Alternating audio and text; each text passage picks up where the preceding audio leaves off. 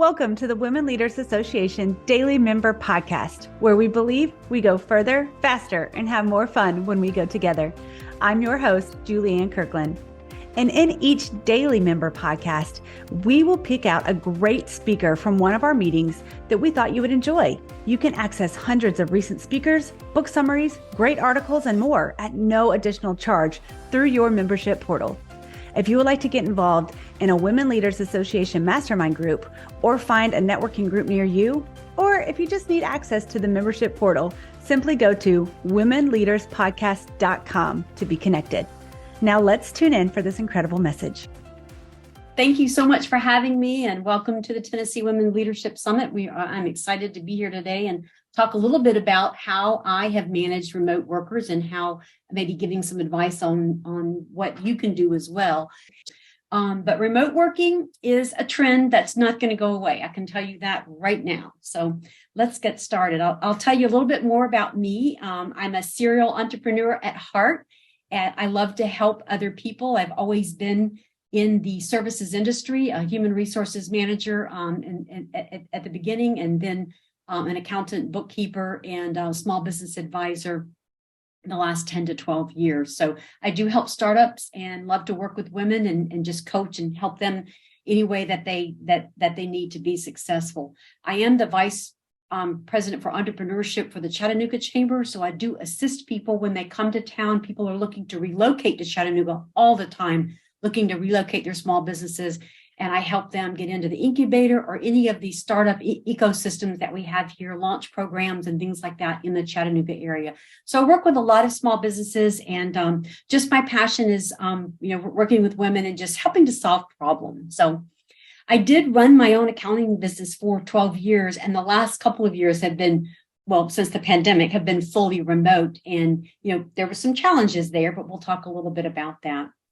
So even though this pandemic might not last forever, I mean, you guys have to agree, right? Work the way we knew it before the pandemic is forever changed. It's just not going to go back to the way it used to be. Over half of Americans believe that their industry can work from home productively, at least part-time. So, but one of the things that's interesting that, we all had to learn Zoom. I mean, think about it. We hadn't even heard of Zoom 5 years ago. Zoom was like nothing. And now they're, everybody knows it's a verb now. Come and Zoom me, But we have, the social, think about the social cues that we've all learned growing up, how others look at you and how you look at others and how you see. You can sort of size them up. Are you getting some nervous vibes from them? Are you getting calming vibes from them? Are they fidgeting with their hand? A lot of those social cues that we learned how to size up people, how to communicate with people, those, they're not all gone, but a lot of those are gone with Zoom and this virtual meeting. And so we have to kind of learn again how to communicate, and it's different. Communicating is different now. So, and also remember that people are sizing you up too. I have a habit of talking too fast. So, I have to constantly remind myself to slow down because I always feel like I have so much I want to say. So, being able to remember that when you're looking in that camera, people are looking at you and they're trying to size you up as well. So our goals for today, why offer remote work? Why would we want to continue that? We'll talk about some of the challenges that face owners of remote workers and how we're going to overcome those challenges. And then we'll do a little recap there. And I welcome questions at the end. So thinking about remote work, we've been talking a little bit about, how that does promote a nice work-life balance for us. And I agree, it's totally changed my life, being able to work from home and being able to do things at home, to not feel so stressed to come home and try to figure out how to thaw something out of the freezer for dinner because it's 6:00 and you've got to get food on the table in 30 minutes and you just couldn't get all that planned ahead of time. So, but working remote, if you think about the things that I heard a few of y'all talking about this morning, like manufacturing, kind of hard to do remote, restaurant workers, it's kind of hard to do remote. But, things are changing. If you go into the VW Center here, the manufacturing center here, it's all run by robots. While there are people there, those robots can all be run remotely now. And so maybe there's technicians on site, but a lot of manufacturing things can be done remote. And there's a restaurant in Canada called Freshie. If you've ever been up in Canada, it's kind of like a Subway. They're everywhere. They're 15 in every city, and they sell fresh food and smoothies and things like that. Well, when they shut down during the pandemic, people were panicking. They were like, no, we have to have our fresh food. When they tried to reopen, they couldn't find any cashiers. And at that time, people were paying minimum wage and they couldn't find cashiers. And so they started closing these locations all over. And people really did not like that. So this company hired another company to go figure out, how can we have a remote cashier? Because the people in the back can create, make the food and bring it out. And everything it's just a walk-in. You don't sit down or anything. It's just a walk-in, almost like a drive-through. And so they have that. You walk into a Freshie now, and there's a screen, and there's a lady there saying, "Hi, can I take your order?" And she helps you, answers all your questions about all the fruit smoothies and everything. And she's in Central America, probably making about $3 an hour. So there are ways to do some things remote, and it's catching on, and we're going to see it more and more, whether we like it or not. I think we're going to see it, more and more. So there's two types of companies. You can be what's called a remote first company. That means you have no headquarters, nothing. Everything is remote. The company that has purchased me is a remote first company. There is no really headquarters. We're all just in the cloud. And then there's remote friendly companies, which of course a lot of companies say, yes, you can work part-time at home or certain days. Maybe you have certain days that you do, or you can work fully remote, at home. But having workers, in other time zones is actually advantageous. When I first started doing remote, had my bookkeeping firm and I started hiring people in other areas, I was so worried about, the time zone difference, because I'm over here stuck in the East Coast time. And I think that's the only time zone, you should work in. And that's old-fashioned way of thinking, but that's the way I've always worked. And that's the way we've always worked. But actually having somebody in another time zone really stretches that day. Well, one, it's a little hard for a manager because they might be emailing you at 8 p.m, which is 5 o'clock their time. But you can also have some more work done, later in the day, or you can shift the work around. So it is beneficial. So why do we offer remote work? Like, why would you, if you're a business owner or you're starting your business, why would you want to offer remote work? Well, 66% of the U.S. employees are working remotely right now, at least part-time. And 68% of Americans say that they prefer to be fully remote. And 16% of companies are fully remote. Now that's incredible. 16% of all companies in America are fully remote. That's huge. I don't know what the numbers were 5 years ago, but I bet they were a third of that, And 15% of all jobs posted online now are fully remote. So we talked a little bit earlier about how mothers, would bear the brunt of a lot of the childcare and getting your kids. And, we do that because we love our kids and we want to be with them. And then we have this job too.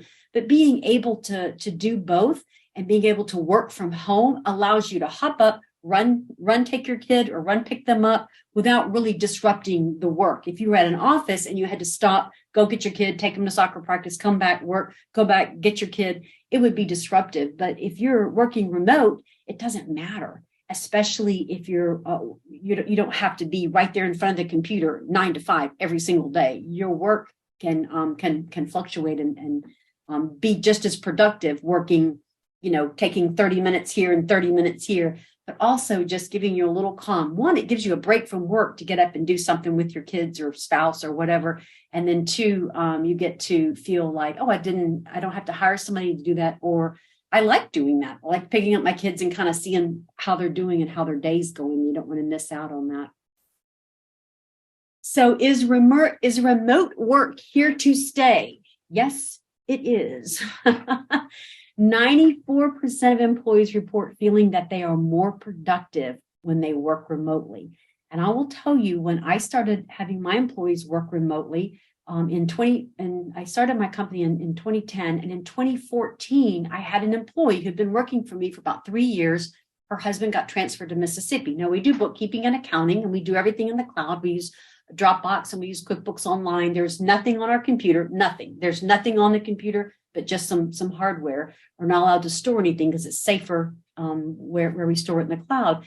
And so when she left, when she was leaving, her client said, well, we want to keep her. We want to work with her. Can we still do that? And I said, yeah, let's figure it out. So I had her take a computer. She took it to Mississippi, and, the rest is history. She's been working for me for a long time, and it worked out well. And when that happened, I started looking around, and I was like, if y'all want to work from home one day a week, all the women, they were all women. All of us had children, some at different ages, some younger, some maybe in college, but wanted to be home. And it was just a great work environment. And that was long before the pandemic. So it's kind of interesting that that when the pandemic came along, I wasn't special anymore because, everybody could work from home. But you will reduce your turnover if you can offer some remote work. That it has been shown that if you can offer remote work, people will more than likely, want to stay there. So that's really great. So some of the benefits, we've been talking about this. The very first one, the 75% of the people say the number one benefit for them working remote is a work-life balance. And we've been talking about that all day. And so if you work from home, and let me know in the chat there, do you feel like you have a better work-life balance because you're able to work from home, even part-time? What a relief to just be able to do 1 or 2 days at home where you can kind of just not have to get all dressed up, and you can just do your thing and throw a load of laundry in and things like that make you feel like you've accomplished more, but not just for your boss. You've done it for you as well. Less stress, less absences, better morale, and less sick days. And I can tell you this happened at my company too. When we went fully remote during the pandemic, of course, nobody knew what was going on. So I told everybody, come up here, grab a computer, take a printer, whatever you need, and head home. And I mailed computers to those that were in other states, and we figured it all out. Our productivity went up almost 20%. And I didn't want to say anything to the employees. So I thought, well, this is just a temporary bump because everybody's at home trying to figure out, how to log in and do stuff. But it wasn't. And it really did help the bottom line for my company. And it really helped the employees feel it was a win-win. They won and I won. But the productivity does go up and the stress level goes down for everyone. So, and this is just the worker preferences here. 49% would like to work fully remote. 50% of employees, and then a hybrid, and then fully on-site about 6%. And I don't know exactly what. Maybe these are service industries, but this is according to Zippia. So workers do want to work remote. They're asking to do that. All right, so let's get to the meat of this. Remote work challenges.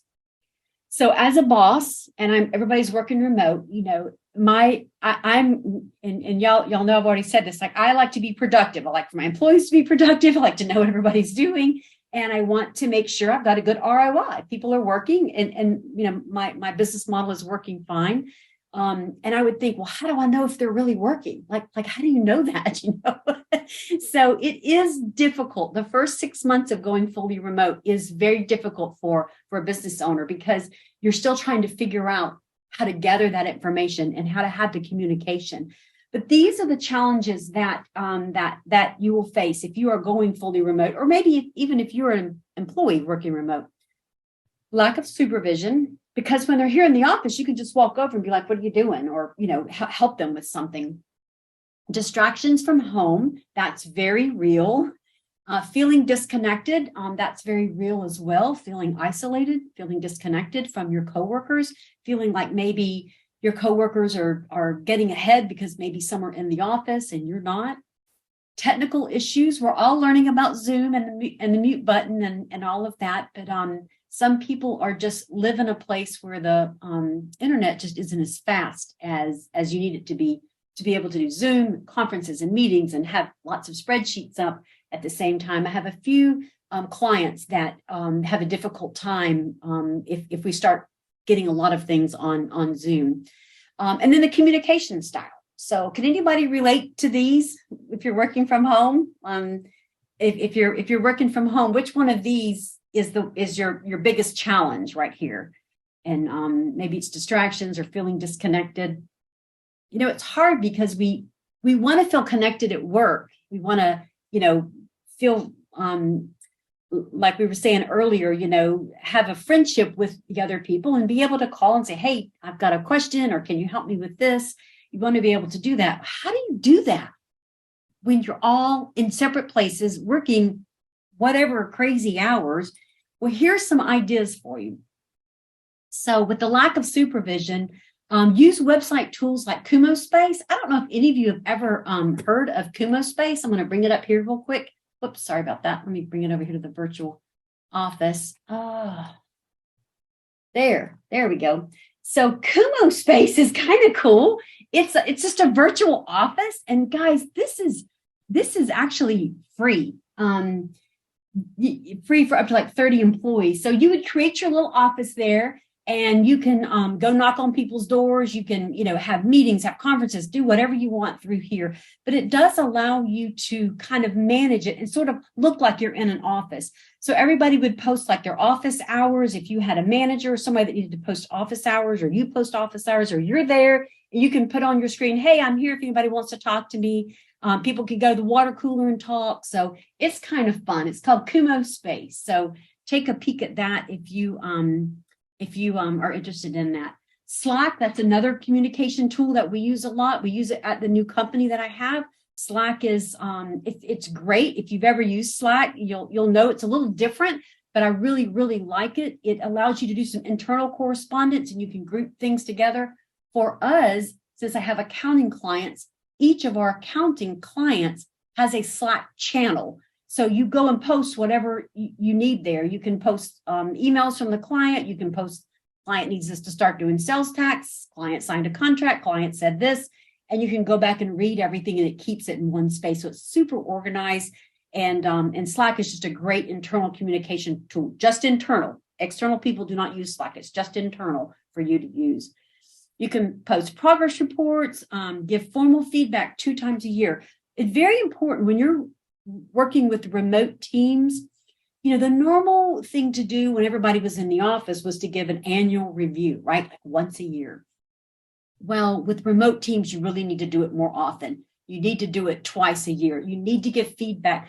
Think about if you're a remote worker and you just don't get much feedback, you sort of don't know. Are you drifting over here to the right? Are you like doing what they want you to do? Do you sort of take on your own, like, well, I'm just going to start doing this because nobody's telling me not to, or whatever? Your employees can just sort of take a right turn and not really know it. So I encourage you to do formal review twice a year.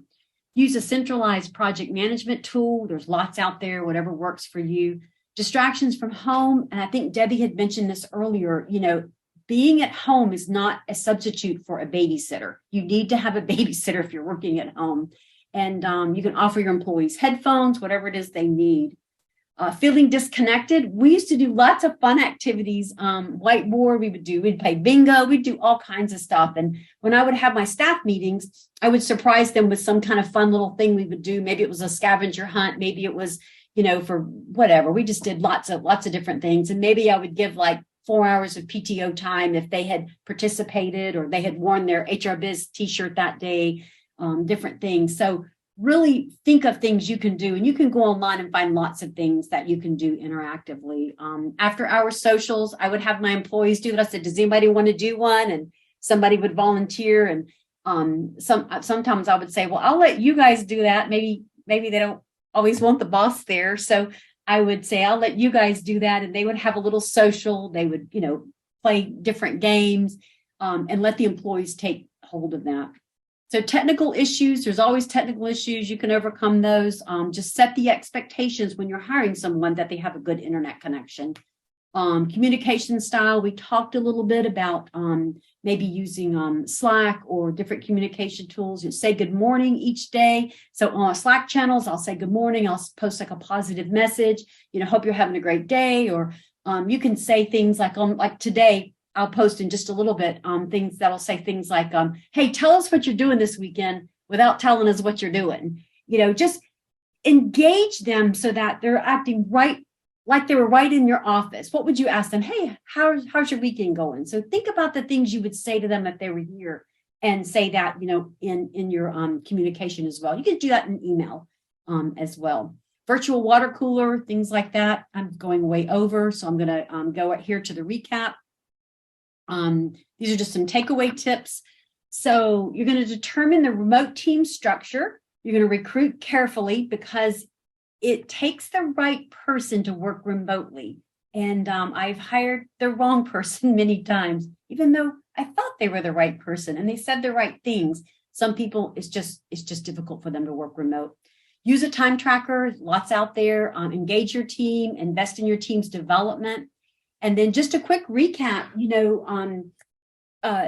you do save money when you have a remote team. It's an average of $11,000 per employee. I read another study that it was $17,000 per employee. I know from my own experience, I did save a lot of money when everyone went remote. Less overhead, fewer sick days, 13% higher productivity. I experienced almost 20% higher productivity.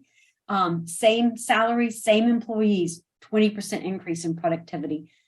It's also easier to sell your business. So if you're a business owner and you're fully remote, all your systems are in place. Everything's managed and going well. It's a lot easier to sell your business. So employees are happier. They are less stressed. We talked about work-life balance. And, we haven't even talked about, greenhouse gases, or the fact that maybe people with disabilities are able to work more when you have fully remote. And that is it. I will be glad to take questions, and I'm sorry I went over a little bit. What questions do you guys have for me? I'll start with this one that came in earlier from Charlie, and she says, I love your example. I think she was talking about the Freshie story. Any additional creative remote work you have heard? We struggle to keep hourly staff. Well, that hiring remote right now is a problem. And one of the reasons I did sell my business, it was very hard to get people to work. There's 1.7 jobs for every one person looking for a job right now. I just heard that on NPR a couple of days ago. And so if you are trying to hire somebody, you have to stand out. You're going to have to pay a little bit more, or you're going to have to offer them remote work and kind of give them what they want. It is hard. Now, if you're working with staff that's like a restaurant staff or things where they have to be on site, it is difficult. I mean, every restaurant you go into, they're like, please be patient. Well, these are the only people that showed up today. And so it's not going to go away. And I think that people who own restaurants, my clients that own restaurants, are really, really struggling. I don't have a magic wand for that, except give them all their tips, don't pull their tips and things like that. If they're a tipped employee, that's what they want to take home, because then they can control that, and then give them a good salary. So the next one came from Aaron. Aaron said, how much visibility should our remote workers have? Do they need to keep their camera on all day? Well, that's interesting. I do not require my employees to have their camera on all day or anything like that. I just say, when I'm in a meeting, when I have a staff meeting, I have in my instructions, you will turn your monitor on because I want to see your smiling face. Because I don't appreciate, it's hard to talk to just a bunch of black screen. Like right now, I'm talking to a bunch of black screen because I'm like, are people engaged? Are they off eating? I don't know what they're doing. And as the business owner, I feel like I have, an important message to get across, or I have, we're having a meeting, just like we were having a meeting in our office. They should be there and be fully there. But there are some, for legal firms, I have a friend that works at a legal firm, and they have a camera on her all the time. They know all her keystrokes and everything. I'm like, oh, that's just freaky. I don't do that.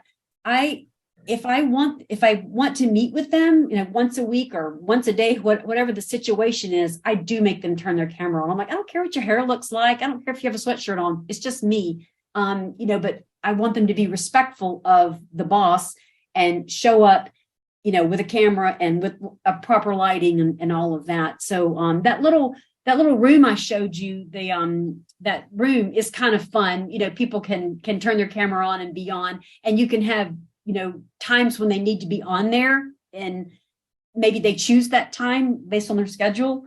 But I don't require that. I think that'd be too too Big Brother like. Yeah, I kind of agree. Thank you. I think we have time for 2 more questions, and then we'll move on to our final presentation of the afternoon. This was an interesting one that I'm also curious about. And Felicity says, speaking of communications, what is a fair reimbursement of expenses? Cell phone and internet are used in off hours. I'm generous, but I think 100% of the bill seems too much. Well, yes. So all of that needs to be negotiated at the employment level when you hire them, because Yes. I did give reimbursement to some of my employees, to my managers, because I knew I was like, hey, you don't have a phone anymore. I know you're using your cell phone. I know you're calling clients. I know you're calling me and your employees. I did reimburse I gave them $100 a month for it. And for their cell phone. I did not buy a separate cell phone. That was silly. I don't want to be that person that controls everything in your life. But right. I did do that during the pandemic. And then for the home, all that stuff, that's just a given. If you want to work at home, you have internet, you have a computer, or whatever it is that you require that they have it. All that's in the employment agreement. Very important to kind of get that up front. During the pandemic, I would do other things to try to help reimburse people, try to help them. But really, it doesn't cost any more if they already have internet. Yeah, thank you for that. And Hannah says, is it okay to request a daily update from new remote workers? Yes, absolutely. I would encourage you to do that. And plus, you can tell them to send it at their leisure. I'd like to have it, by 7:00 at night. If they send it at 2 or 3 in the afternoon, that's fine. But having specific parameters that they need to meet would be important. When I would hire people and they're first on there, I would Zoom with them like this, and I would say, okay, now I want you to reconcile this account or whatever we were doing. I'm going to sit here like I'm sitting beside you, and you're going to reconcile it, and then you can ask me questions at the end. Or I would say, you go do it, and then pop me an email when it's finished or with any questions. So yes, I think having newly remote workers, and you can just say, it's just communication, like, hey, I'm trying to figure out the best way to, help you learn, and you're trying to figure out how I work. So let's communicate every day for the first 30 days, and then let's see how that goes. Or set it up front like that, Working remote for me has been amazing, a total life changer for me. I'm not the crazy workaholic like I used to be, and I did work a lot. Sometimes it's hard at home to shut it off. But really, it's not. You just get up and go to the kitchen and you're done. You're just done. So I think remote working is great. If you own a business and you're considering remote working, I am happy to let you pick my brain and help you figure out how to get those processes in place. You do have to have good processes. You have to have good communication. And, time tracking is important because you want to know what they're doing. And people are at different levels. Like, Debbie said, if you're like an accountant at a place, you don't necessarily need to clock in every day. But if you're doing hourly work, yes. Or if you're doing, project-based work, we do need to figure out how much time you're doing. So yeah, I love it. I think it's here to stay. There's not anything that I can do. I have actually 3 offices, and I just go back and forth between all of them all the time. Everything's in the cloud. Everything works fine. Everything's 2-part authentication. I've got my phone. Takes me a minute to log into everything because I've got it all very secure. But once I'm in, I can do anything I want, and I can work remote. And I've worked from the Galapagos Islands. I've worked from getting ready to go to Croatia, and I can work anywhere now. So it's really nice to be able to have a remote access set up, for your employees too. So I'm all about it. Yes, I agree. Yes, I was working from Morocco during the World Cup, and people could hear like people cheering out my window because Morocco had won a game. Oh, so wonderful. I was like, they have internet in hotels now. So that's what's wonderful. Well, thank you so much for your time this afternoon. Hey, my friend, if you enjoyed listening to this podcast, be sure to rate, review, and share your biggest takeaway. And if you're wanting more, you can access hundreds of recent speakers, book summaries, great articles, and more at no additional charge through your membership portal.